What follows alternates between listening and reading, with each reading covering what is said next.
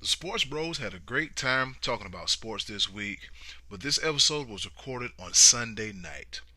On Monday morning, we learned of the passing of an NFL legend, Don Shula. He was an integral part of the league in its early years of development. We just wanted to acknowledge and thank Mr. Don Shula and pay our respects to the NFL coaching icon.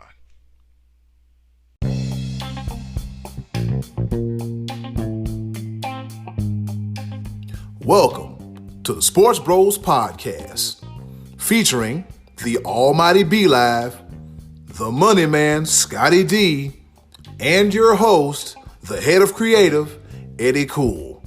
And without any further ado, here they are, the Sports Bros.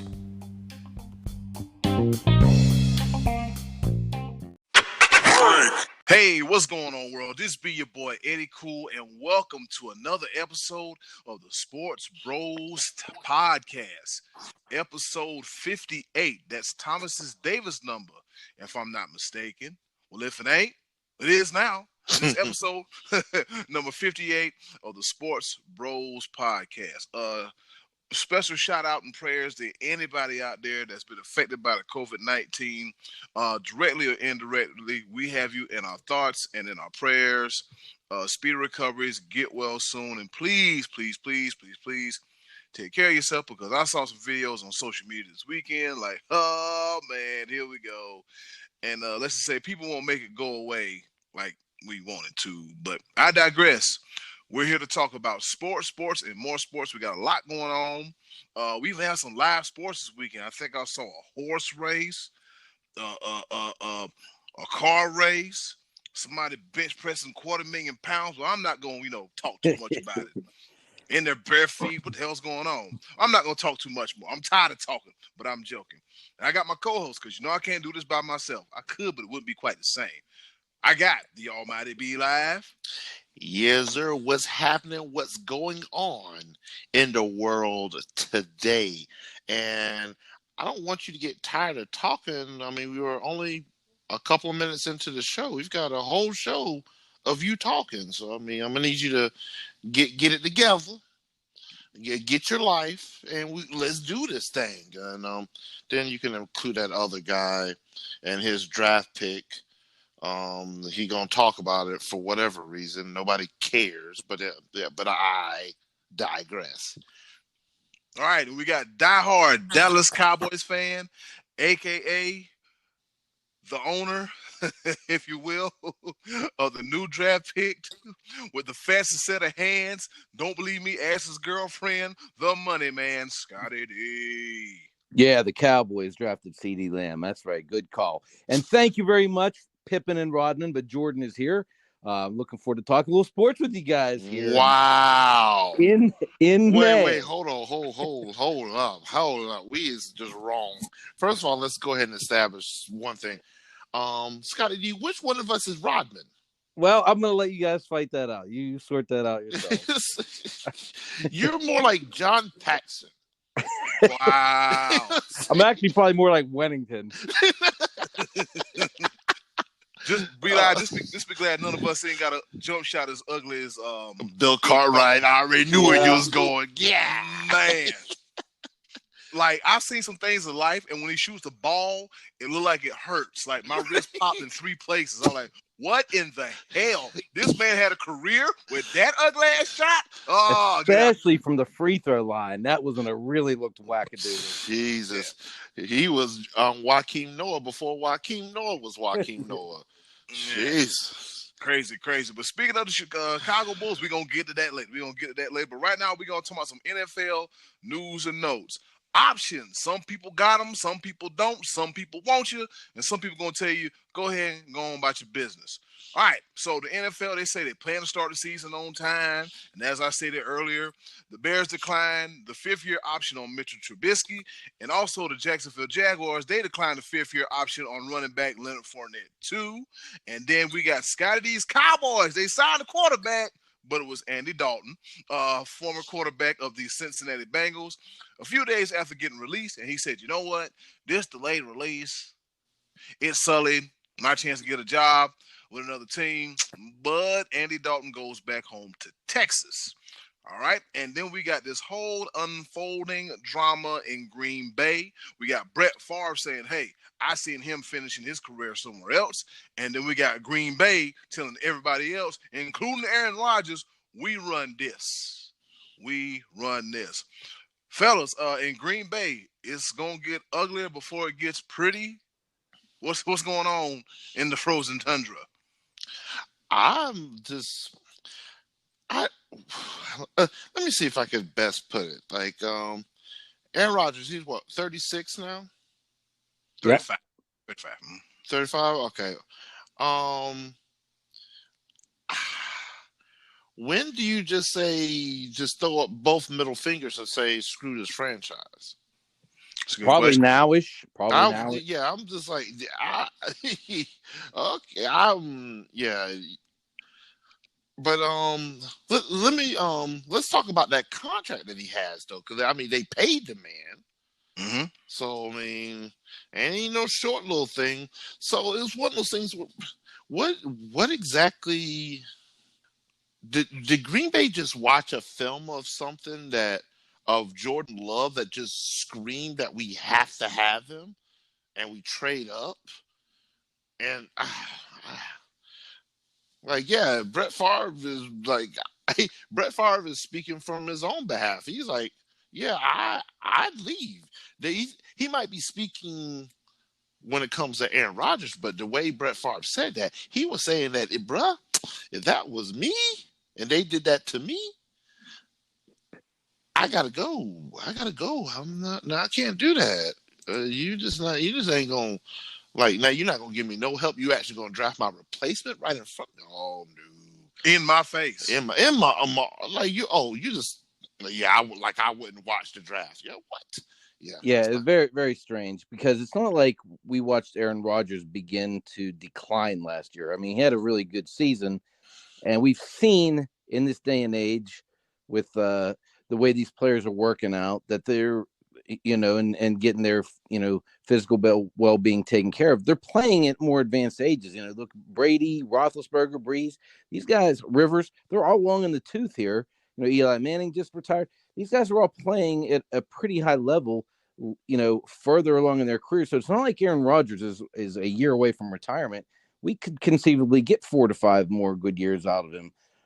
I'm not really sure. We kind of nibbled on this last week, what the thinking is in Green Bay. If there's something behind the scenes going on where, maybe there's some more contentiousness than we realize between him and the head coach, whose name escapes me at this moment.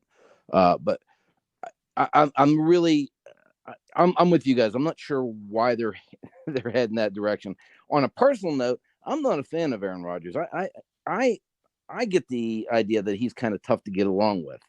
I got that feeling when he was with McCarthy, and now, again, the new head coach, whose name? What? Help me out. What's our new? Matt LaFleur. LaFleur, yeah, LaFleur. Yeah, sorry about that. I'm starting to get the impression that he's tough to get along with, but if you're trying to put the best product on the field, you gotta believe, this guy was a game away from the Super Bowl last year. That they should have been looking for the missing pieces rather than his replacement. I don't know. It felt like last week was kind of the beginning stages of what could be heading south, and it felt like it developed more in that direction over the course of this past week. All the way up through Brett Favre's comments. I don't know. It seems like a very strange situation in Green Bay. Yeah, for Green Bay to be like, look, we run this. That's like, be like, you're sticking your chest out.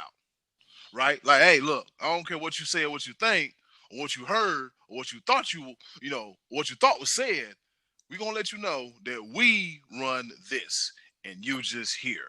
And for that to happen to Aaron Rodgers, for him to be the caliber quarterback he is, it's like, okay, how that song by Ace of Base goes, I saw the sign. Yeah, he might need to start looking at the signs instead of just turn a blind eye, man, because like you said, man, Brett Favre has been there and seen that. So this comes as no surprise. I mean, I understand in the NFL, all quarterbacks aren't going to last forever. As you say, Scottie D, you got some guys longer in the tooth.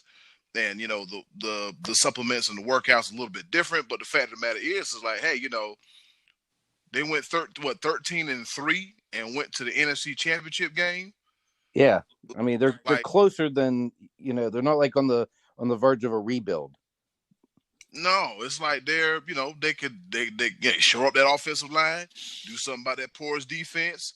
You got your running game intact. I mean, that's something Aaron Rodgers has never had, is a marquee running back other than Cheeseburger Eddie Lacy, and we see how that turned out. So it's just, nah, man, you got to give this man some help. He'll be right here like Matthew Stafford with a Super Bowl ring. Well, I mean, I'm looking up a couple things. I'm trying to compare because they did the same exact thing with Brett Favre. But I mean, we talked about it last week, but Brett Favre was showing like a little bit of decline, but it wasn't he was that talking much. about it. Yeah, he was talking about it. Aaron Rodgers this last month said, "No one's taking my job." I mean, it's a little bit of a different situation here. Yeah. Yep. So moving right along, fellas, what do we think about the season starting on time? Not gonna happen. I think the season starts on time. It's just not going to be. You're not going to have sold out full stadiums. I don't see how they're going to be ready for off season, the OTAs. I don't think they're going to be able to get any of that in. I don't think they're going to be able to start doing training camps in August. I mean, I hope tomorrow morning I wake up and they say, "Hey, we have a vaccination and a cure for the coronavirus," and everything goes back to normal. I just don't see that happening. I think the NFL was going to be played in the fall, but I think it's going to be a late start. I don't think they'll start before October. Yeah, from what I read earlier, the slated start date is September the 10th. And I think throughout the course of the week, they'll be releasing the preseason schedules as well as the regular season schedules. This is when it's a different time, fellas. Is very, very, very, very, very different. Are you also surprised about the Bears declining the picking up the option on Mitchell Trubisky, and the same for Leonard Fournette of the Jacksonville Jaguars? Are you guys surprised at all with that? Nope. No, not even close. No, a little bit more with Fournette, but I think maybe his contract was too big, and they're closer to a rebuild and moving on from him. But the Trubisky thing was something I don't think anybody ever really believed in from the get-go. That it was that I still to this day, when they drafted Mitchell Trubisky as high as they did, and I was like, what exactly did he do to warrant a number 2 pick? I watched some of his games at North Carolina. I'm like, who is he? And then they were just, oh man, he's got this arm strength and all this other stuff. But I'm like, where are you seeing this? And then, yeah, now we're here, and he ain't gonna have a job either. So yeah, he's a guy that could have used another year in college. I think another. He only started 1 year, correct? And he only have one year of game film to assess. I think he needed a little bit more seasoning in college, because now you're trying to develop him as a pro player when he never was fully developed as a college player. Facts. And on top of that, this is one thing I've been screaming to high heaven. Just because you draft the quarterback in the first round doesn't mean you need to start him immediately. I know you want immediate return on your investment. I get that. But don't you want a longer lasting product? Don't you want to develop your talent? Like, as much as, we talked about Brett Favre and Aaron Rodgers before. I mean, yes, Brett Favre played a couple of seasons too many, but how much did Aaron Rodgers learn from just sitting? He sat way too long. I will still say that. But a year, a tutelage under a veteran quarterback. We don't see it anymore. We used to see stuff like that, and you saw those players turn out to be much better quarterbacks than the pros. Now they're saying, "Oh, we picked you first. You're playing now." And you see Cincinnati. If they've already said screw it, Joe Burrow has played 2 seasons of college ball.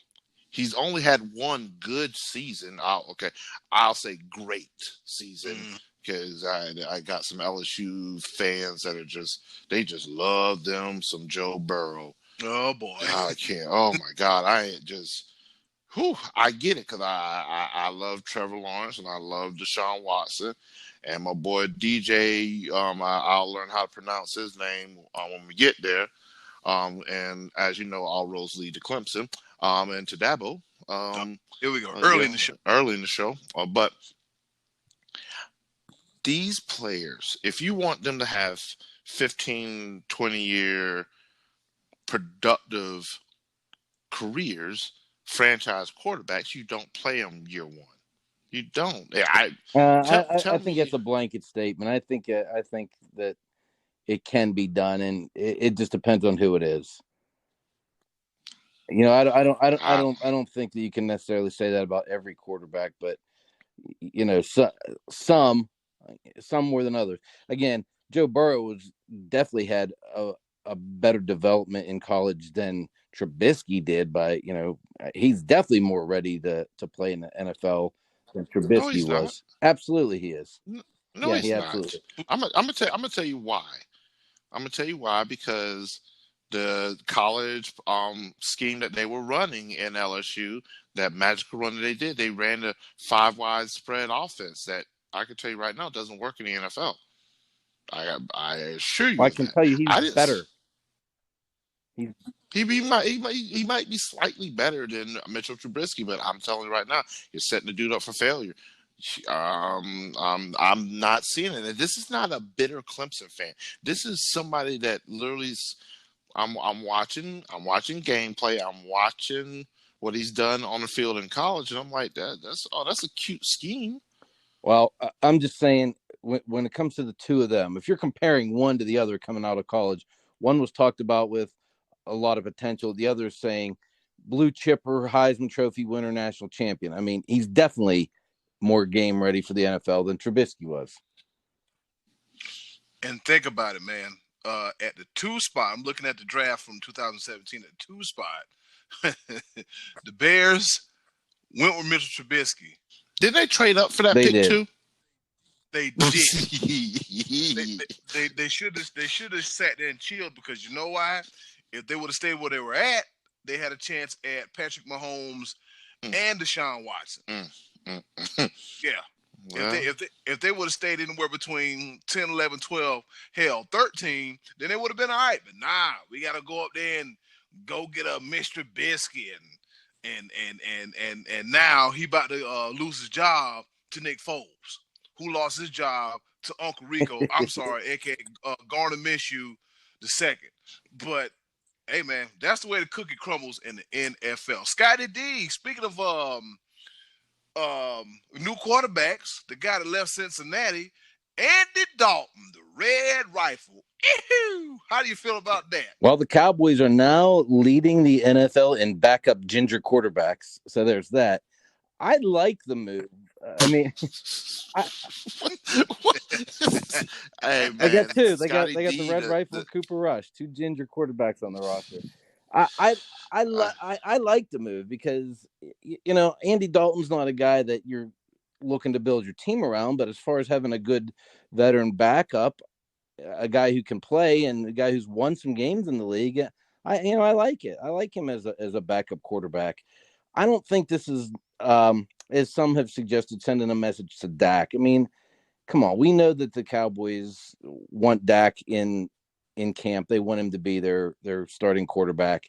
It remains to be seen if he's going to show up on that franchise tag. I have tendency to believe that he will, but if he doesn't, this is an insurance policy, and I think it's as solid a one as they could find. I mean, with the many weapons for the Cowboys have now put together out there, I think Andy Dalton can handle that kind of being a game manager if he has to, with all those guys on the roster. You know, he's in a better position. Say he was the starting quarterback. He's definitely in a better position in Dallas than he was the past couple years in Cincinnati. The first few years he went to the playoffs every year for the first 4 years of his career, so he had some decent Bengals teams back then, but that's deteriorated the last few years. So it's been bad. But I he's got more talent around him and more chance to be successful in Dallas.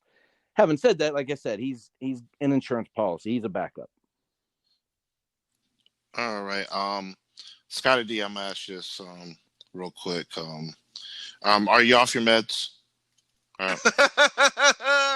You didn't take your meds today, did you? Because you are delusional if you don't think this was a message to Dak. Not that they franchise tagged him.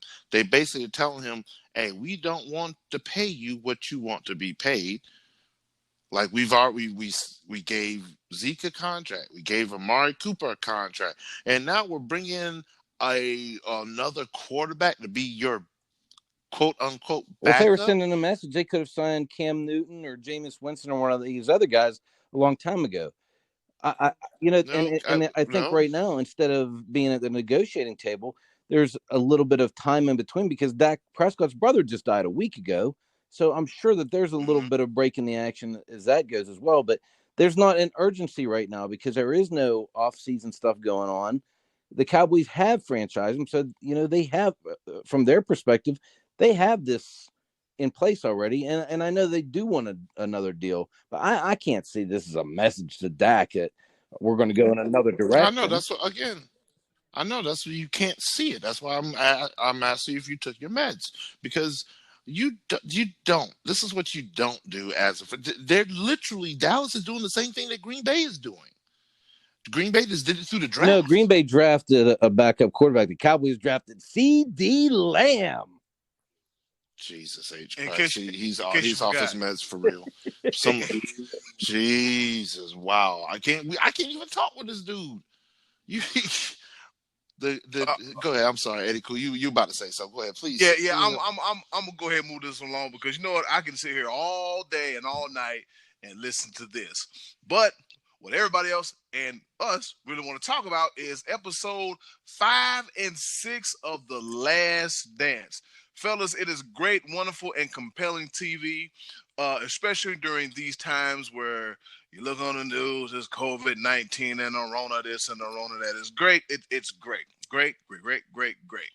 All right, so this episode, one episode covered, but talked about gambling and the exclusion of Isaiah Thomas to the Dream Team, to Tony Kukoc, to the Dream Team beating up Tony Kukoc, to Michael Jordan losing to a security guard, a.k.a. John. His name is John Michael Wozniak, who has since passed away in January, and that hair was best, and he hit the Jordan shrug on Jordan. And then Ahmad Rashad asking Michael Jordan the question about who would take the last shot, and Jordan was like, "Are you kidding me?"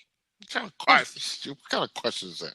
What kind of question is that? All right, fellas, what do you think about nights 5 and 6, episodes 5 and 6 of The Last Dance? Isaiah Thomas is a punk. Oh.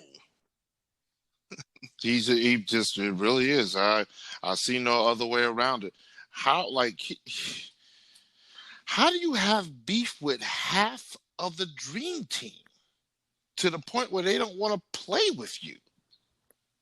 Like, how do you go through life beefing with Larry Bird, Magic Johnson, Michael Jordan, Scottie Pippen? What was my other dude from his own teammates? He had beef with his own team. Like what? Adrian Dantley, yeah, when he played on the Pistons. Yeah, he's toxic, and just everything. I was never. As much as I grew up watching Detroit basketball and enjoyed watching them. Like Isaiah Thomas was never one of my favorites. I was a Joe Dumars fan. That was me. But yeah, just looking at this, I'm like, this dude is off the chain. It's kind of funny how it made it sound like they collectively were nobody was wanting Isaiah on the team. The way from Jordan telling the story when he was finding out who was on the roster, they said not the guy you're thinking of. And that was how Jordan said it was kind of unspoken that Isaiah wasn't going to be on that team. But I'll tell you, to change gears on this a little bit, one of the things that I came away with from this was how going back to Jordan saying he was mentally exhausted, mentally tired at the end of the first three-peat. There was a lot of pressure on him. You know, he was the biggest, basically pretty much the biggest star in the world, at least in the sports sense at that particular time. And how much that reflects how what LeBron James goes through today, because both guys are their respective face of the NBA for their era. Mm-hmm. Michael Jordan in today's culture would have a lot more pressure on him, because you just look at how he was already being kind of criticized for the activism thing. He was being asked to support Harvey Gantt over Jesse Helms in that North Carolina race. You know, that was brought up. And I thought it interesting how Jordan even in present day was saying, I never wanted to be an activist. And I can remember him getting some criticism for that back in at that time or during his career, you know, that he was never like Muhammad Ali. And I just thought it was very interesting that he hasn't wavered on that. You know, he still really isn't. You don't see Jordan in this highly political culture that we have today, you know, really ever stepping up and saying much one way or the other. He said, I just wanted to be a basketball player. And, you know, you see LeBron James being very delicate with his words these days of you know, trying to maintain a balance, you know. And I thought it was kind of funny. Jordan said, you know, Republicans buy sneakers too. And, you know, they were saying, it was even kind of suggested by Barack Obama saying, you know, he was, you know, maybe lost a little respect in the African-American eyes. And I think maybe to a certain degree he did a little bit, but he was out there balling. I think black people were proud to have him. I mean, I can't say for sure because I'm not black, but I mean, I don't think that hurt him too much outside of maybe some elite political circles. But I just thought it was kind of interesting that, you know, in today's highly politically charged culture, that, you know, if you compare LeBron and Michael in that aspect of both guys having to answer questions about that stuff constantly, Jordan still isn't wavering on that. And be interesting to see how he would handle that today with so much more media and social media and blah, blah, blah. Just, I kind of respected Michael for sticking to his gun on that from then till now. I look at it like this from a standpoint of people. They put celebrities on that pedestal, on that platform. Yeah. And the thing is like, hey, when it comes to celebrities and athletes, you know, normal people and athletes is two different types of people.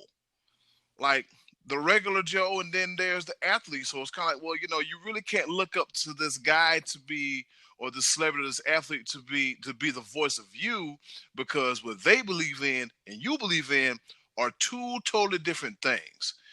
If you're going to believe in somebody, then you should believe on somebody, okay, that's more relatable to you, like your neighbor or a dude down the street, somebody that you know that you have commonalities with. But as far as like, you know, you being, you know, average Joe Blow and then them being a celebrity or athlete, no, you can't look up to them to be an example and to be, you know, well, you got this platform, you should speak up. Hey, look, that's a 50-50 thing. Some are going to speak up, some aren't. And you can't be mad when that person says, but, well, you know, I don't want to talk about it. I just come in to play ball. And that's all Jordan wanted. If they come in to play ball, hey, look, at least I know that he's here to play ball and he doesn't mince words. And like you said, Jordan hadn't minced words since. But yeah, I just want to say that, man, people just look up to celebrities and athletes entirely too much when they should look up to people that are, you know, are even keeled. Yeah, and I like that about Jordan, that he didn't ever like elevate an agenda outside of saying, I just want to be a ball player. He didn't pretend to be somebody that he's not. And I respect him for that. You know, even on our show, we talked before we ever had our first episode. We don't want to get into political stuff. We don't want to be that way. We just want to be about sports. And that's what Jordan was basically saying. I just wanted to be a basketball player. And, you know, I like that about him. I really do. Yeah, I'm okay with that too. And Michael Jordan, he just never he never was trying to be somebody he wasn't. And even though the public almost demanded it of him, they demanded that Jordan stand up for something and da da da da. Y'all doing too much. I'm not trying to put all my faith in a basketball player to run the country. That's what's wrong now. Y'all just about my bad. I almost went off kilter. My bad. I apologize No, but your immediately. point is understood though. How pretty much every celebrity that has an agenda, every athlete has an agenda, is putting it out there. But even LeBron doesn't push an agenda as much as being asked, by media and by the public.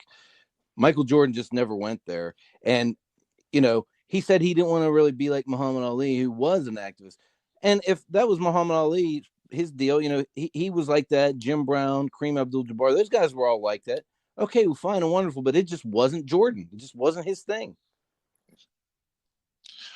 One thing I also that I take away from these episodes that I'm surprised that Scottie D did not mention, but Tony Kukoc's steely resolve. But that dude is tough for real though. Like just the fact that he bounced back that second game with Croatia, even though they still lost by 30-something points, but you're going to lose by 30-something points to that lineup. And he earned their respect in doing it though. You heard him say that when Jordan came back and said that dude played good tonight. He earned some respect there that probably he was able to have some value whenever the two became teammates a few years later. Of course, you know how Scottie Pippen felt. You ain't trying to give me no money, but you want to give him some money? You finna bust him up. Pippen did bust him up too. But and here's the thing to get him. The thing I like most though is also like listening to Tony Kukoc. Like 28 years ago, he still didn't understand why they came at why is they coming at me like this. He literally said it was like, dude, like nobody's ever played like this against me. I've never seen this before. Like they just wouldn't leave me alone. That nobody plays like that. And that dream team was so stacked too, because that Croatian team is considered one of the best non-American teams like in international history. Like that team was pretty loaded. Not by guys who were household names, to us, but as far as like the world goes, that was a really good team. And if they would have put that team up against our college players, they may have beaten our college players. But that was the whole point of why we decided to start sending pros to say, all right, enough's enough. Here's our best. Try to beat them, and nobody could get within 30 points of them. No, man, they were just beating down everybody. Then the night began with a reminder of the relationship between Michael Jordan and Kobe Bryant. And Kobe Bryant said on Michael Jordan, he said, what you get from me is from him. I don't get 5 championships in LA without him because he guided me so much and gave me so much great advice. So it was good to see that. It was good to see that relationship to him and well, that's what Bryant we're going to be looking forward to next week. I think that's what they're really going to delve into next week. But what I thought was super cool was something that I had, and not to jump away from your point there, Eddie, but it was just on my mind here while I was thinking about. Years ago, Sports Illustrated put an article out about the best basketball game that no one ever saw. And it was the Dream Team practice that they were showing little bits and pieces of during that clip. They were talking about that, how Magic and his guys had gone up on him earlier, and they recounted it in this past week's episode. And I thought that was really cool. And I remember reading about Magic being mad and throwing a ball, and they showed it. Like he really was. Yeah. They said that was a super competitive game, and it was so cool if you were in that closed arena to watch that. Oh man, wouldn't that be awesome to have the full video package of that to watch that whole game all the way through? I think that'd be cool. You could hear him trash talking in the few seconds that we saw it. It seemed like it was eating at Magic more than anything. Him and Jordan were going at each other there. That was practice. We were talking about practice. Practice. We're literally talking about full-fledged practice. And I was like, oh, they going there. Somebody was like, You shouldn't have made it mad. And I guess they had like a big laugh after that. But I mean, it was good, man. It made people step up their game and really, bring it to the forefront. So we talked about Isaiah, kind of scraped off the top with Kobe and the Dream Team, and now Michael Jordan's gambling habit, if you will. Yeah, his gambling habit, where he said, "Do you have a gambling problem?" He said, "Nope, I got a competition problem." What do you fellas think about that? Michael Jordan. Let's talk about this real quick, bro. We understand what you're trying to say. We get it. But sir, I want you to direct you to www.gamblersanonymous.org. Bruh, when you owe $1.2 million to someone who evades taxes and launders money and all this other stuff over golf, like what was he? He was betting the security guy on who could throw a coin closest to the wall. Yeah. That's a problem, bro. You can't be the best at everything. And once again, we talked about it before about how like we sort of force an image on somebody, and so like people just put Michael Jordan at this level of, oh, he's better than that. He's just a extremely well good basketball player that likes to play golf and gamble and compete at everything and lose a lot. Mm-hmm. Like it's, I still like it shocks me that he has the money that he has, because good Lord, he seemed like the type of person that could lose it all. Well, maybe he doesn't have a gambling problem. Maybe he has a competition problem. Because you heard. If it wasn't for them, Eddie. Go ahead. Okay, Scott. I'll say if it wasn't for them shoes, and think of how the shoes took off. I mean, did you hear the part about the deal where it was like, was it Adidas giving him like what, $125,000, and Nike was like, "Look, we'll give you $250,000,000," and his dad would be like, "Boy, you fool if you don't take that." So he went ahead and took it. So I mean, betting on himself. So we really can't be mad at that. But yeah, Scott, with him, the competition thing is winning the $20 off of the security guys, or winning a couple bucks off of Paxson and Will Perdue and those guys playing cards on the plane. It's just he wanted a trophy. He wanted their 20. He wanted their dollar. I mean, that's competition. He prints his own money. He could, he can lose as much as he wants. He's not going to run out of money. But I some of these stories I've heard through the years, not just on this episode, was always that Jordan just was going to be so competitive no matter what he did, whether it was playing cards or playing against other Dream Team guys in practice, and we've seen all that kind of fleshed out in this miniseries here. So yeah, he probably has a gambling problem to an extent, but who knows? We haven't heard much about him in the last several years. Maybe that's something he doesn't do, that he's not around teammates. He's not an active competitor anymore. Who's to say? I don't know.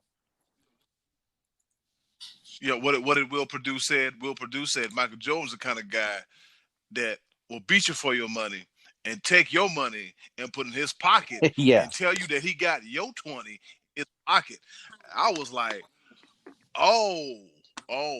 And also another thing, the story behind the iconic shrug that Michael Jordan did in the NBA Finals against the Portland Trail Blazers. We always saw the shrug, but we never knew, the story. No. I remember watching that with my mom. That was one of the few games I ever watched with my mom. When he did that shrug, she said, "Look, he even can't believe that he's shooting that good tonight." I remember that specifically. Well, I guess that's not necessarily. That was more or less like, yeah, I am that much better. Like you have the audacity To to Clyde. compare me Yeah. to someone else. Do you think that we're on, like, you're insinuating that we're on the same level? All right, bet. Then you know what? That's probably where that saying came from. I bet. Cause that's something sounds like Michael Jordan would say if he was like playing in this day and age. Hey, oh, okay, um you saying that he's just as good? I bet. I got 100 on it. Don't you You know find it what I'm funny saying? too that Yeah. through this series we're finding out some of these things about Jordan that we hadn't heard, were similarly to in this episode where he told Magic Johnson the night before he's going to take it to Clyde. He said the same thing to Danny Ainge years before that when they were playing the Celtics. He told him, I got something for your boy DJ tomorrow night. And then he just goes out and he's an assassin straight up whenever he has this personal challenge that I'm getting that guy tomorrow night. I mean, he was just a lethal assassin. And destroys them, man. I was driving somewhere here in Cleveland the other day, and they had Sports Talk Radio on, and it was talking about, like, the rise of the Clippers, and then come that damn Michael Jordan, and Lenny Wilkens was the coach for 7 years in Cleveland, and they made the playoffs 5 out of 7 years. Guess who put Cleveland out of the playoffs? Michael Jordan and the Chicago Bulls. And Michael Jordan used to torch the Cleveland Cavaliers. Kill them dead, and destroy them. It's one of those things where you look back at the 90s and you look at how many people didn't get the chance to eat because of Michael Jeffrey Jordan. Like, he just like, I'm thankful that Karl Malone and John Stockton made it into the Hall of Fame, but they didn't get to eat. Charles Barkley still to this day has nothing on his hand because Michael Jordan did not allow him to eat. But and Reggie Miller, You know Patrick Ewing, like Kemp and Peyton. You're right. Yeah, Sean Kemp. I mean, Gary Payton won one later on, but like you said, throughout the 90s, I mean, Michael Jordan stopped a lot of people from eating. Like you said, if you sit there and look at like the 90s, I'm like, they didn't get a ring. They didn't get a ring. Like, what the hell, man? It really, really, really, really, really makes you wonder. And there's a funny tweet by this guy named Shea Serrano. He said, couldn't beat Jordan. He said, who couldn't beat Jordan? The Knicks, the Suns, the Trailblazers, the Jazz, and the Sonics. And who could beat Jordan? This guy. And it shows a picture of the security guard hitting the Jordan shrug. and the only people that got to eat was when Michael Jordan was playing baseball. You know what I'm saying? Hakeem Olajuwon, he got to eat a little bit, but that was only when Jordan left, and then he came back and people didn't get. Wouldn't it have been interesting to see God. how those 2 years would have played out had Jordan not left? Because those Houston Rocket teams were really, really good. And, the Jordan teams that three-peated the second time was pretty much a whole different team than the first one. So somewhere in there in those 2 years, if Jordan would have stayed, would they have transitioned the same?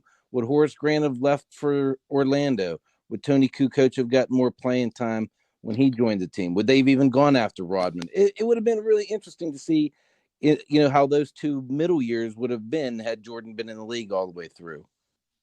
And then you got Horace Grant over here from Clemson. Why? See, your mouth. Hashtag all roads lead to snitching. Your mouth. You are not making that the title of the show. All roads lead to snitching. You ain't okay. All right. Horace Grant, you can't hold water. Golly. Just telling everything you know, like, dude, what are you doing? What are you doing? Man, but it's God, I love the series so much because we are literally reliving our childhood and seeing all the stuff that went on behind the scenes, and I'm just, I was, yeah, but you are a little bit older than us. I wasn't going to mention it like that, but it's cool. But it's just hearing the story, and yes, ESPN, thank you for releasing this early during this pandemic. Thank you so much. You did at least get that part right. One part you didn't get right is the fact that you got Spike Lee and Prince on the sideline, and you talking about Spike Lee. No, we don't care about Spike Lee. That was Prince. It's Prince. That was Prince in his grandeur. You know what I'm saying? Like game blouses. It's like Spike Lee and Prince. Wait a minute, like you said, like okay, just Spike Lee and Prince over there. Well, you just say that I don't get it. So you know, like Spike Lee and Prince. All right, so here we go, closing out this whole thing. We got Michael Jordan's comment on Isaiah Thomas, because you remember when Isaiah was like, yeah, you know, LeBron, he's better than Mike. Yeah, so dig this here. Mike said, I respect Isaiah Thomas's talent. To me, the best point guard of all time is Magic Johnson. And right behind him is Isaiah Thomas. No matter how much I hate him, I respect his game. Kind of, sort of, backhanded, slight-handed. I mean, Isaiah had the talent. I mean, think about it. That performance he had against the Lakers, where he sprained his ankle. His foot was big as a baseball, and he did in third quarter he gave him 25 points on one foot. So I mean, I respect him, man. And just like I told somebody, I said the reason with this Michael Jordan and Isaiah beef, because Isaiah is from Chicago. Then Michael Jordan just came out of nowhere, took the city by storm, and Isaiah became an afterthought. Yeah. But you don't have to be so petty about it. Yeah, just like Isaiah was a child about a lot of things,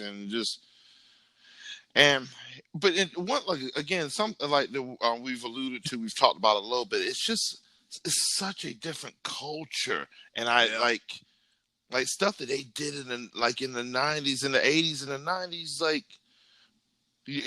athletes today, be thankful, but also be a little weary of the fact that so much social pressure comes from the public and the media and stuff like that. Like back in that day, shoot, I'm not shaking your hand. I don't care. Now we've got to be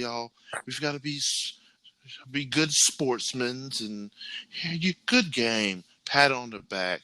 No, these guys didn't like each other. But I mean, I look at how people's personalities really shine. Like Michael Jordan was not a saint. We know that the guy was just an exceptional basketball player. Isaiah Thomas, not a saint. Bill Laimbeer, as much as Scottie D, that's his favorite player. But yeah, it was a lot. But I enjoy. I'm very much enjoying just watching the behind the scenes of our this era of basketball. Love it. Yep. So did you see where Michael Jordan had put on his Jordan 1s and actually just wreaked havoc all over Madison Square Garden, and he said his feet were bleeding? You play some hard basketball. Them shoes are sentimental. I get it, but them shoes are old. Because I'm looking at the shoes. I'm like, there ain't no way in hell these damn shoes are that comfortable. There ain't no way in the world. Oh, man. Michael Air Jordan. Yes. Yep. He used to give the Knicks hell. Oh my God. He used to give the Knicks hell. Oh my God. Just man. No. But guess what we do want some more of?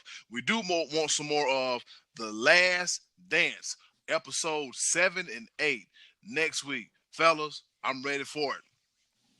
I am ready for it. 7 and 8. And speaking of ready for it, hey, yo, Button, hit it. And now, our favorite part of the show, the choices of the voices. Once again, thank you to the wonderful and lovely Miss Button for introducing our favorite segment of the show, the choices of the voices. Hey, look, if you don't know what it is by 58 episodes, I don't need to tell you. But just in case you need that reminder because you want it, you love it, you want some more of it so much, you heard the Woman Machine line. This is our favorite part of the show, where we listen to our voices talk about the choices. So I'm going to go ahead and give it to Scottie D as he gives us the questions Yeah, for the man. We just choices of the asked you this voices. week to share with us your first experience going to a live sporting event. And we had some good responses here, Eddy Kool. Some interesting stuff. Yeah, man, we sure did. We had some great responses, and I'm going to start up top. We got Frank Norris. He said, I guess I would have to say it was a girl volleyball player, and oh, wait, I think I misunderstood the questions. What were you talking about? Yeah, Frank, come Comedy on, man. bit. Moving right along. We got, comedy. All right, we got Leslie Cox. He said in 2009, she was the Falcons at the Cowboys. It's never fun being on losing end when you're the Yes, the visiting boys team. got that one. Oh, yeah, I guess the boys got that one. Paul Blussy said the Cincinnati Reds versus the Brooklyn Dodgers at Crosslet Field in Cincinnati in 1957. He said he don't remember much other than he was sitting behind one of the supporting posts. His father took him along with him and some of his buddies. Great little father, son, and dad's buds moments there. Always priceless, always priceless.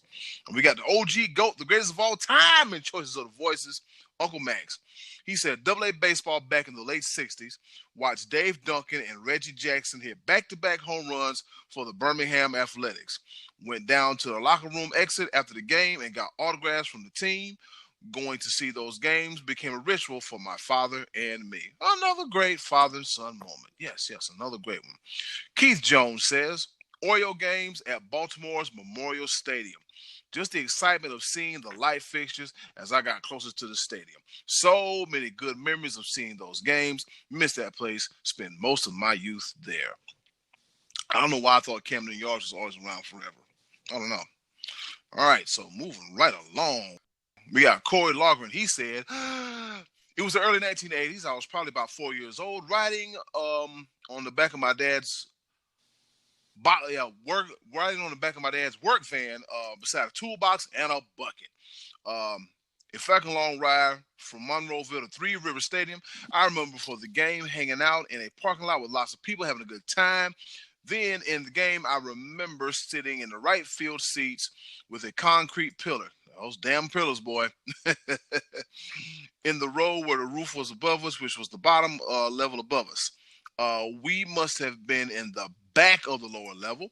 I remember cheering for Tony Pena, Dale Barra, and Johnny Ray. My dad's buddy, who was a glass repairman that owned the van, showed me how he was keeping track of the game by marking what happened in the scorebook. Another one of my dad's buddies, who was a Vietnam vet, was drunk and belligerently yelling at Dave Parker. I was hooked and became a lifelong Pirates fan. Moving down here when I was about 6 years old, I am a Carolina fan for every pro sports team except for baseball. Even though there is not a major league team here, I'm pretty sure if we got a team, I'd still be a Pittsburgh Pirates fan. My grandpa had season tickets in Forbes Field during the 40s and yeah, the man, 50s. another Bucko Scotty fan. D got a Pirates fan. Ooh, here we go. We got Ill Will Berry. Forever is a mighty long time. We hadn't seen him in a while. Be Live. You might remember this one. He said the Myrtle Beach Blue Jays of the 1980s. All I remember was the stadium being only slightly more impressive than my Little League fields. I do remember that. He is not lying about the stadium. It was something else. I was like, yeah, we it was cool to have a minor league team, but definitely we did not. The facilities were not up to par. Oh yeah, no. It's we've done a little bit better with they've done a little bit better with the Pelicans, and then here in Fayetteville we've got the Woodpeckers, which is a new team that had their inaugural season last year. The stadium there is nice, but yeah, it's that Myrtle Beach Blue Jays. Woo, I see. It's still like it's one of those. It's surreal because it's nostalgic almost, you know. But that's quite accurate. Yes, sir. Can I give you a few names who had a pit stop or two here in Myrtle Beach? Derek Bell, Carlos Delgado, Alex Gonzalez, Pat Hentgen, who's a three-time All-Star and a 96 AL Cy Young Award winner, Luis Soho, Chris Steins, Mike Timlin, Dave Weathers, Chris Winkie. Yeah, Chris Winkie, 1992. Heisman Trophy Award winner in 2000, and Mark Whitten. Yeah, so we had some notable names to come through Myrtle Beach, man. Had no idea whatsoever. So yeah, the Myrtle Beach. Yeah, I'm looking at some stuff on here now. The 19 they were in the South Atlantic League, the Myrtle Beach Blue Jays, 1990. Wow. Yeah. Wow. Yeah, in '87 they were the Florence Blue Jays, but then they moved to Myrtle Beach, and as I said, the rest is history. And then they moved to, I think, to Hagerstown, if I'm not mistaken. Moving right along, we got Eric Black. He said Yankee Stadium in 1985, meeting Don Mattingly. My grandpa was a bigwig for Heineken, so he had season ticket holders. Started 87 games in all that old stadium. Yep. The old Yankee Stadium, not just doing, but the OG old. Oh Yankee yeah, Stadium. I Scottie, have you ever not been to Yankee to the Stadium? new one. I was at the old one a couple times. Okay, all right. Then we got the one, the only, Martin Tracy. 1977, the Boston Red Sox versus the Baltimore Orioles. It was his first games of many at Fenway Park. It was very special because his grandmother took me. He said his nana, besides wearing combat boots, was a huge sports fan. She got to see Jim Rice, Carl Yastrzemski, Carlton Fisk, and I can still remember to this day, every time I go back, all it takes is the smell of popcorn, peanuts, and stale beer. I'm transported back in time. Every time. The cool thing is I got to bring my daughter to her first game at Fenway Park, too, and that the game went to extra innings. The Red Sox come back by Mookie Betts. Yeah. The player my daughter picked as her favorite that night hit a walk-off home run. Life coming full circle, like rounding the bases. Great. Wow. Great. There's one from Corey Miller. He also had a Camden Yards one, I believe. Did you see that one? Where he said he was a kid and got to see Cal Ripken Jr. play, and Cal Ripken Jr. caught a routine pop-up, and he said as a kid he thought it was the greatest thing, and he said he kind of went crazy over a routine fly, but other people in the section, it sounded like it almost became infectious that this kid was so excited that the other guys that were sitting around him started to become more into the game as well, just because they saw like they were seeing like kind of the childlike reaction. So that was a good one. Yep, Corey Miller. He also mentioned that Bill Clinton through the first pitch, it was looking goofy in the process. Yeah, man, that was great. That's a great story, man. He got to see Bill. He got to see a president through the first pitch, and then Cal Ripken make another phenomenal catch. And then I think we had doing what Cal Ripken does best. I think we had Trey Duke give us some kind of bizarre story about seeing Tony Romo born. Was that on this week's list? Yes, be live. It was some bizarre story where he was clowning us. Man. Romo get born or something like that. Again. He said my first experience in a live sporting event was when Tony Romo was born. I was there in the hospital to witness it.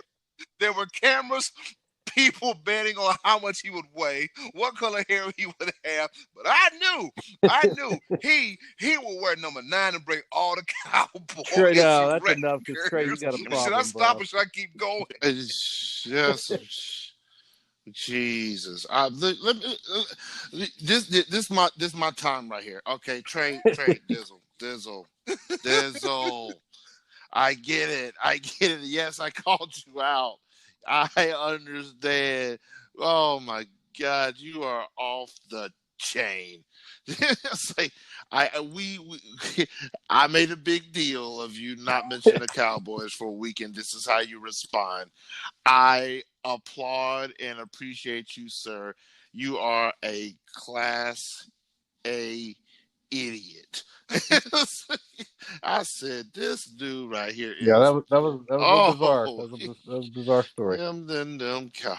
The worst part about it is I just knew it. When I mentioned it, I knew he was going to come back full force. I think that might be all of them, Eddy Kool. I think that we got to, not all of them, we get the most of them there.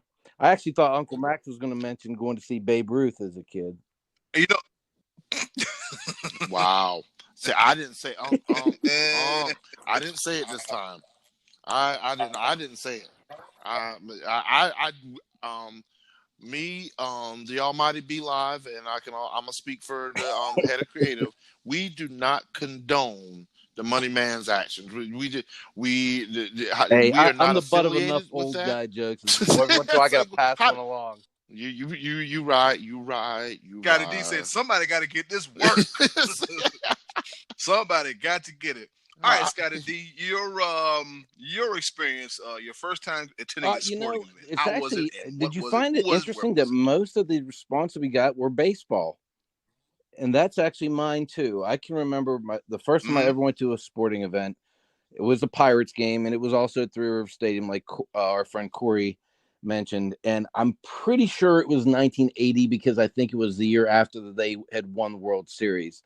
I know it was definitely not before, but I had to have only been 7 years old, 8 years old, and I can remember my dad taking me down. He and my mom went. We all three of us went. I think my little sister was being babysat by my grandmother. But anyway, we went down there and they were playing the Mets on a Sunday afternoon. It was a day game. And I can remember Willie Stargell didn't play. He was, getting up there towards the end of his career, and he probably just got a day off, a rest day like most guys do now. And I know the Pirates lost, and it was only like maybe 3-2 or 3-1. It was some low scoring game. The game wasn't a thrilling game. I don't remember much about it, but I do remember in the ninth inning, Willie Stargell came up to pinch hit, and it was a close game. And my dad, when I was a kid, would always want us to get a head start on the traffic getting out of the stadium. So we moved from our seats down to like stand in an aisleway to watch. So whenever the last out took place, we could run out of the stadium to our car and get out of there. And I can remember Willie Stargell came up, and the stadium was just electric when he came up, and he struck out the end of the game. So the Pirates lost, but I could remember it was just a thrill seeing Willie Stargell come up because he was the World Series hero. He was like all the talk of Pittsburgh at that time, an MVP and everything. So that was my first experience. I just remember how exciting it was to see the AstroTurf actually, and the uniforms and all that stuff for the first time. And that's just a memory I'll always remember. I bet my dad probably has no idea that I would remember. He probably doesn't remember, but for me that was significant because it was my first ever time seeing that with my own eyes and not just on TV. So yeah, baseball was mine as well. Be Live, how about you, buddy? I have my first experience falls right into play with what we're watching with The Last Dance, because my first live sports experience, and I'm very disappointed in myself, and you can insert all the old jokes here. I don't remember the specifics of it. Like, I don't remember the score. I don't remember who won. I can remember where I was seated, and I remember who was playing. But I got the chance for my first live sports event. I got to see the Chicago Bulls playing the Atlanta Hawks in Atlanta. Oh. And I got to see Dominique Wilkins versus Michael Air Jordan. So I remember that I was like, I want to say about 15 to 20 rows up behind basketball goal.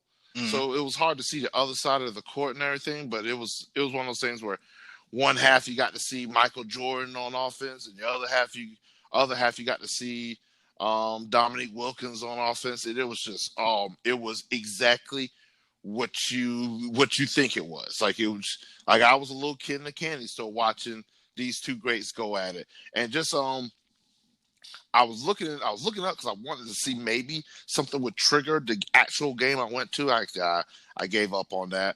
But Michael Jordan and Dominique Wilkins faced each other 45 times in their career.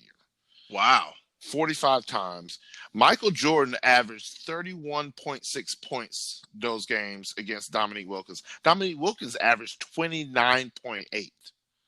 Like, this was a rivalry. Michael Jordan won 27 of the 45, 27 and 18. So, man, like, and that was in Atlanta. So it was in Atlanta. It was in Atlanta. Was it at the Georgia Dome or the Omni?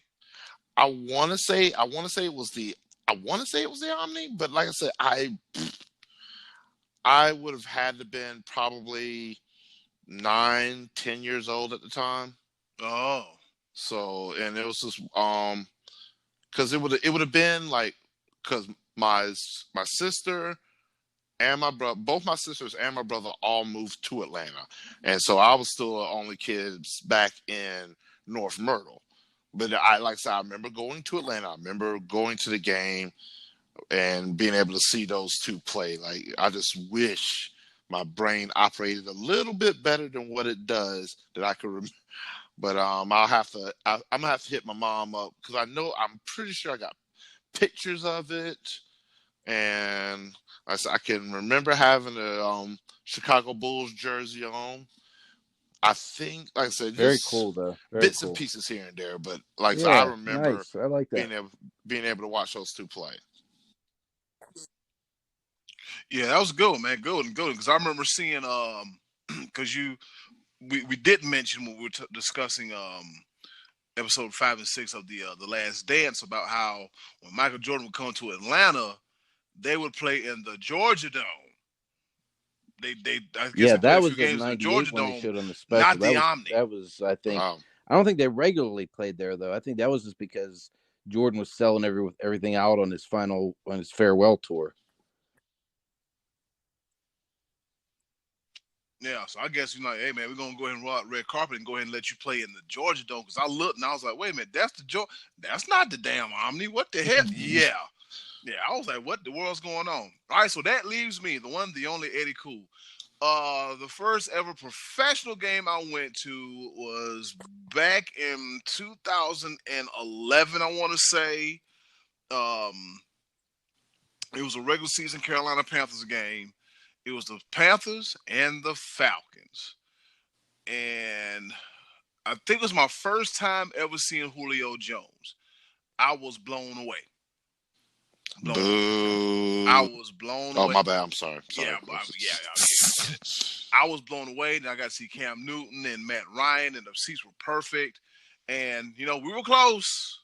But as they say, close, close only counts in horseshoes and hand grenades. But it was an overall great experience. Like my first time ever going to an event. Here's a funny thing about it was I had a job at the time, and for some strange reason I decided not to look at the schedule. So here I am with my job in Myrtle Beach, and me in Charlotte, North Carolina. Somebody called me and said, hey, you coming to work? I'm like, yeah, I'm at a Panthers game. Needless to say, I still kept my job. Don't know how, ain't gonna ask, ain't gonna tell, but I wound up keeping my job. So it was a little quick day trip, 4 hours northwest to Mecklenburg County to Bank of America Stadium to see my Carolina Panthers play the Atlanta Falcons. It was a very, very great experience. The con out of that is my internet wasn't working on my phone, and I couldn't access my phone for my fantasy football league. But hey, in the words of the Almighty Be Live, I digress. Don't matter. I watched a live football game right here, and I was, amazed by the overhead cam and just the whole presentation of it. And I was like, wow, this is how they play football. This is it. This is it. And so I've been to several football games since, but that's my favorite memory of my first ever football game. Panthers, Falcons. So between the three of us, we covered three major sports eras. That's pretty cool. Yep. Now that reminds me, I've got to make a way to make it to a hockey event. I think I've covered all the major sports except for hockey. Yep, because I went to a baseball, football, basketball, college basketball. Yep, that hockey. That hockey's the next one. That hockey is the next one. Well, speaking of the next one, Scottie D, what's kind of like a choose 'em question. This isn't as broad a spectrum as what we've been offering, but with the pandemic, we're all missing sports here. We're all missing watching it. I'm going to ask, what is your preferred way to watch sports? Is it going to an event? Is it sitting home on your couch? Or is it going out to like a party or a sports bar, such as Overtime Sports Cafe, where you can watch it with a crowd of people? And tell us why maybe it's depends on what sport it is. Just tell us about that. What are you missing about sports? Is it watching at home, watching it with others, or going to an event? And just give us a little info as to why you feel that way. So it's a little bit of a kind of a multiple choice instead of just a broad spectrum, but Yeah, it seems kind of appropriate this time where we're all missing our different methods of watching sports. And man, I can't wait to start watching some. I think we got UFC coming on next weekend, if I'm not mistaken. I think Saturday night is going to be a live UFC event, and man, I savor the opportunity to watch that. So that's our question for next week. Best way to watch sports. And we're going to take a moment right here, a moment of silence for our fallen brother, Overtime Sports Cafe. All right. It's so hard to say I was really hoping you're going to drive it. I know I did. Hey, man. As soon as I did, I you mentioned it. What do you think we were going to do? Just think if it wasn't for overtime, would have never met. Us having this podcast would probably not be possible. Right. Yeah, that's what I'm saying. We would have never met. I would have went to some rinky-dink bar, smelling like cigarettes and booty cheeks, trying to sing karaoke, about to choke. But hey, overtime was nice, spacious, had all kind of sports regalia hanging all over the place. I can't recall how many times I walked in there, and I've been there 11 times, and I would look at, okay, there's a jersey and there's that. Oh, I didn't see that from the last time I was there. Hey, come look at this. And I'm just like, stuff everywhere. The food was good. Scottie D was there. The bar, everything about that place was great. It was one of those things where that was the premier spot to watch sports until you couldn't get into the place anymore. Like it grew so it grew so popular that there was times where you could not even physically walk in there, especially during Mike a Tyson's boxing fighting match or Mayweather's fighting. Boy, woo! Yeah, you couldn't get in, and then y'all wanted to start charging a cover and mess. I'm like, and now it's just a Facebook memory. I'm not. What Eddy Kool is. Hey, you know what I had to do one time? Pay. Do you understand? I won the 2005. Show them the trophy. Show them the trophy. Hey, talk about. I thought so. You changed your tone now, didn't you? Yeah. Ladies and gentlemen, Overtime Sports Cafe royalty, Eddy Kool. Man, want me to pay? I'm gonna pay you some attention. I'm gonna pay for this bill. I'm gonna pay for this food. Pay to get in. We got an issue. Ladies and gentlemen, I'm gonna have to put this train back on the tracks. We got a little sidetrack. We telling y'all a little something about Overtime Sports Cafe. Oh man, greatness. All right, and that is it for the choice of the voices. Everyone, a big shout out and thanks to everybody. Yep, everybody. We're not naming nobody. Everybody came through for the choice of the voices. What did you do? Lose your notes? No. What happened was, I'll explain later. I hit the mouse button. It was like shrinking and enlarging. I was like, oh, this is not going to work. But shout out to Scottie D for the rebound. Shout out to everybody and their participation in this week's edition of the choices of the voices. Coming around third, about to head home. Wish it was baseball season, but we'll wait. And wait. We got pepper. That's right. We got 3 topics. Rapid fire style. Kind of, sort of. Not really. You're going to learn a little bit. Might make you sad. Might make you happy. It might make you just straight up chuckle. All right. We got me going up first. And I'll continue my theme for this day in history. This day in history, back in 1904, Cy Young pitches the first perfect game in modern baseball for the Boston Americans as they beat the Philadelphia Athletics 3-0. The first to ever do it. Cy Young. This guy, Cy Young, was pretty good. He got an award named after him, right? Yeah. That's sort of a thing, you know. Yeah, sort of a thing. I always wondered what he did to this is, baseball. I guess, as close to real sports as we've had lately. But over the past weekend, Thor Bjornsson broke the world record in the deadlift by 2 pounds when he deadlifted 1,104 pounds. And from what Eddie tells me, he did it barefooted. This guy is on Game of Thrones. I don't watch that show. I've never seen it, but I guess he's the character Mountain on Game of Thrones. I see why. He's 6'9", 425 pounds. That, my friends, is a ton of weight. And when you do something like that, it's like owning a truck. You're always going to get stuck helping people carry stuff or move. He's stuck from now on. But Thor Bjornsson, and why wouldn't he break the deadlift record? His name's Thor Bjornsson. Be Live, over to you. Yeah. That's a big dude. That's a lot. That's a big man. That's a big man. Right. All right. So I was watching a different type of competition. Scott was watching deadlifting. I was watching Boy, we are a dying pole here, vault competition. That was Dead in the water. so. I guess this is what people do. I mean, you got to train somehow. I guess if you don't have the facilities, you build it in your backyard. And so we have 3 Olympic athletes. You have Renaud Levellini. I'm pretty sure I butchered that. It's French. Knifed. Knife. For France, you have Mondo Duplantis of Sweden and Sam Kendricks of the United States, participating in a live, like, I think it was I forget what video feed it was, but France wins the gold, Sweden wins the silver, and the United States wins the bronze because, I mean, it's pole vaulting. Anyway, cool. Eddy Kool, the ball. Ain't no money in pole vaulting. What you think this is? A free trip every 4 years? Yeah, but money, forget about it.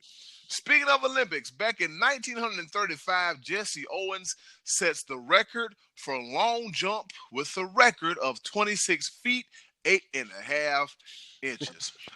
I'll be surprised if I could jump 10 feet in front of me. I was online Over a to you, couple Scottie days D. ago and saw that Jameis Winston is donating $30,000 to Tampa restaurants that were hurt by the coronavirus. As someone who has worked in the restaurant industry, I can really appreciate it. Jameis Winston, sir, you are a saint. Be Live, over to you. Jameis Winston, you are still a sinner. All he's doing is paying for the crab But legs he is a stole saint. all those years ago. Literally, he is a New Orleans saint. Nice. All right, my second one, because you know how I like these virtual competitions.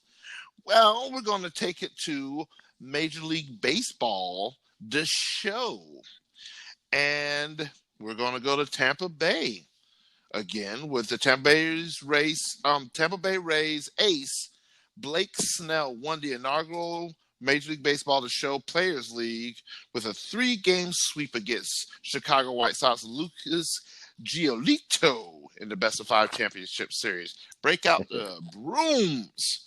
Nice. Eddy Kool, the ball. I actually watched the game between him and Bo Bichette, and then I fell asleep. But it's all good though. I tried. Lord knows I tried. On this day in 1978, Pete Rose, speaking of gambling, of the Cincinnati Reds becomes the 14th player to get 3,000 hits. The hit king, Charlie Hustle. Reinstate him, let him back in the Hall of Fame, take his rightful spot. Don't wait till he die to put him in posthumously, as what some sports organizations like to do. Better than that. I think I already mentioned CeeDee Lamb, but I'm going to mention him again just because this past week it was revealed that he's going to be wearing the number 88, and that has a big tradition in Dallas, going from Drew Pearson to Michael Irvin to Des Bryant. There was actually an Antonio Bryant that wore it for a few years there. In the early 2000s, but I'm not sure how much I like this move because I feel like he was pressured into this, and this is going to add more pressure onto this kid. He said he was going to wear number 10. Later, it was revealed that Jerry Jones wanted him to wear 88 because I believe Jerry Jones had a teammate at Arkansas that wore that number who recently passed away, and so he wanted to do it kind of in his honor. But I don't know, Jera. You're just putting undue pressure on this kid to add him into the 88 club. But, hey, why not? We got him at number 17. Be Live, over to you. All right. Well, Jerry Jones just loves to put pressure anyway on anybody, so it's just smart anyway. Hey. And in my true fashion, you know how I like my virtual sports, and I've been following NASCAR and the e-racing, or was it e-racing NASCAR Invitational. My man, for the third time, William Byron wins his third event. I believe it's been 5 races. He's won 3 of them. He is dominating this league, and this one was at virtual Dover International Speedway. But as much as I've been talking about virtual races, we're recording this on the 3rd, which is Sunday. We'll be releasing this on the 5th on Tuesday, but we will be, once this is published, we'll be 12 days away from our first NASCAR live event in Darlington, South Carolina. Man, oh man, it will be held without fans, I do believe, but the fact that we get to see cars make another left turn. No, no. Will I be watching it? I don't know. No. Did Scottie D watch any XFL games? Any Alliance games? Oh, man. But yeah. I mean, you know what? I might watch it just because it'll be interesting to see how it would feel without fans in there, because one of the big things about Darlington is the Darlington stripes. Is basically where cars are freaking coming around the turn so fast that they're literally rubbing against the wall, and that's actually one of the things that the drivers adjust to, and they literally adjust their cars and build to run that tight of a line at Darlington. So, and being right there at the stripes, I've heard a lot of people have told me, I have not been to Darlington Raceway, but I've heard that's the best place to sit. All that horsepower just coming around, scraping metal and fiberglass and just RPMs and rah. All right, cool. Eddy Kool, Amtrak. Brake dust. All that other stuff. Crazy. Yeah, from the looks of it, we're going to see some live sports, kind of, sort of, this upcoming weeks. And I think also this past week we had some horse racing. There was racing horses in Arkansas. Yeah, they was doing some horse races in Arkansas. They had so many horses, they had to break it up into 2 divisions. And, of course, 2 divisions means 2 horses won. So, yeah, it ain't the Preakness. It ain't the Kentucky Derby, but it's the Arkansas Cup. I guess something is better than nothing, God, because we ain't getting any kind of live sports anytime soon. Oh, yeah, we do. I'm watching pole vaulting. Yeah. It was one of those things when I saw it, I said, all right, I'm gonna make this a pepper point, and then when I said it, I was like, "What in the world? We're in sports starvation right now. We're dying."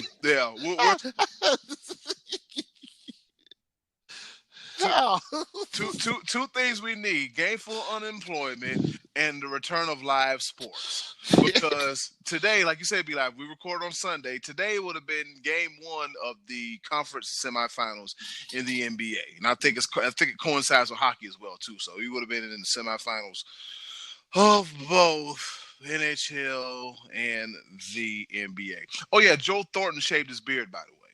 Yeah, I thought your basketball and hockey ran into June. Well, I'm talking about for the playoffs, for the start, the playoff. It'd been you said conference semifinals. Yeah. Okay, gotcha. I'm too far gone. When I was like, you're right. Oh Lord, now I'm gonna cry again.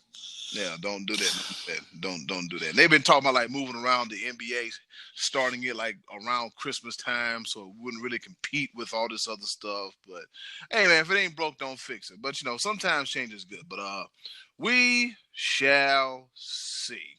We shall see. And with that being said, it's been another action-packed edition of the Sports Bros podcast, episode 58. Almost to 60, fellas. Wow, we're getting closer and closer to that magic number of 100. Hopefully, by the time we get to 100, well, you can find me growing my sports. waistline Scottie up D, here where in can they Western find you? Pennsylvania. Yeah, you can catch me on Facebook. And I just want to say happy Cinco de Mayo, everyone. Stay away from the corona. Yeah, stay away from it. I go by the name of Eddy Kool, a.k.a. the HOC here at the Sports Bros podcast. Facebook, Eddy Kool. They ain't my real government name, but you get it. And also, you can check me out on all the Sports Bros related content platforms that B-Live will mention shortly. You can catch me on Instagram, Cool Season, all one word, Snapchat, Super Cool 5000. And like I said, if it's Sports Bros podcast related, I'll be there too. B-Live, where can they find you? You can find me in St. Louis. Good night, everyone. Scottie D, he'll have on a Battlehawks jersey. Good night, everyone. Oh, man. Well, you can find me these days social distancing at Max Speed Shop, 42 North McPherson Church Road here in Fayetteville, North Carolina. They brought a brother back to work. Woo! But yes, we are doing takeout and delivery through Postmates, DoorDash, and our website, maxspeedshop.com, and with the Chow Now service. So look a brother up. Also, when it comes to the Sports Bros podcast, check us out on Facebook, our Facebook like page, Sports Bros Podcast. Also, you can check us out on Instagram. Instagram will be Sports Bros Podcast. You can also find us on Twitter, Sports Bros PCast. You can check us out on our website, sportsbrospodcast.wordpress.com. If you have any questions, comments about the show, if you have any inquiries, check us out. Shoot us an email at sportsbrospcast@gmail.com. Also, we have our YouTube page that I need to update because I've been slacking on it, where you can see highlights of our episodes. Sports Bros podcast, so we're there as well. And also want to send a message to our class of 2020 graduates. We might hopefully that I know there's some meetings and stuff. I'm especially talking about my alma mater of North Myrtle Beach High School. I went there too. Yes. So 2/3 of the Sports Bros podcast. Scottie D, I don't know if they actually had high schools when he went to school, but so I'm I had to do it. But I'm hoping and praying that the class of 2020 does get to walk across the stage. But we'll see how those meetings go and everything. So my prayers and thoughts go out to all of the families and all the students. I believe their graduating class is 322 this year. So I'm actually working on a special project with them. I've gotten a chance to meet a lot of the parents and a lot of the kids that are involved. And so hopefully things work out for them. And like I said, it's unfortunate that they're missing out on a lot of stuff that define us through those years and everything. But again, we are in this together. Continue to practice safe and be careful of the Hornets practices, and let's ride this out. Yes, sir. Yeah, or tracker jack. Oh man, those things. What do they call the murder hornets? ain't this? Yeah, ain't this something? We got a murder just hawk in AEW, and then we got murder hornets. Well, anyway, would that be? Oh man, if it ain't one thing, it's another. As soon as we almost get rid of something, here comes. Zzz. If I see it, I'm killing it. And with that being said, it's been another episode of Sports Bros Podcast. Everybody, please practice social distancing. Please take care of each other. Don't breathe on each other. Don't mass shame nobody. If you want to go to work, go ahead and go to work. If those don't want to go to work, just understand the reasons not going to work. And in closing, do something nice for yourself. And if you can, do something nice for someone else. It means a whole lot more now than ever. They'll greatly appreciate it. This is the Sports Bros Podcast. Y'all take care. Be safe. Happy Have Cinco a de Mayo. good night, Yes, sir. day. Whenever you listen, just take care of yourself. Yes, sir.